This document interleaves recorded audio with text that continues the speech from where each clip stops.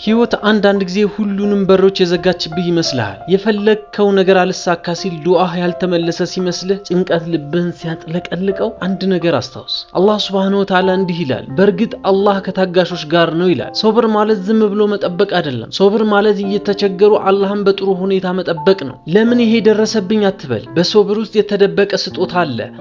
አላህ አንድን በር የሚዘጋው የተሻለ በር ሊከፍትልህ ነው። አንድን ነገር የሚከለክልህ ካንተ የተሻለ ነገር ሊሰጥህ ነው። ዩሱፍ አለይሂ ሰላም ከጉድጓድ ወጥቶ የግብጽ ንጉስ የሆነው በሶብር ነው። ያዕቁብ አለይሂ ሰላም አይኑ እስኪጠፋ አልቅሶ ልጁን ያገኘው በሶብር ነው። የአላህ ስጦታዎች ሁሉ ጊዜ በፈለግነው ሰዓት ላይ መጡ ይችላሉ፣ ግን ሁሉ ጊዜ በሚያስፈልጉን ሰዓት ግን ይደርሳሉ። ታግሰህ ካለፍከው ከመከራ ጀርባ አላህ ብቻ የሚያውቀው ትልቅ በረከት አለ። ስለዚህ ወንድሜ እህቴ ዛሬ ላለህበት ችግር እጅ አትስጥ። እንባህ በአላህ ዘንድ አይጠፋም። ዛሬ የምትለፋበት መከራ ነገ የምትቆምበት ስኬት መሰላል ነው።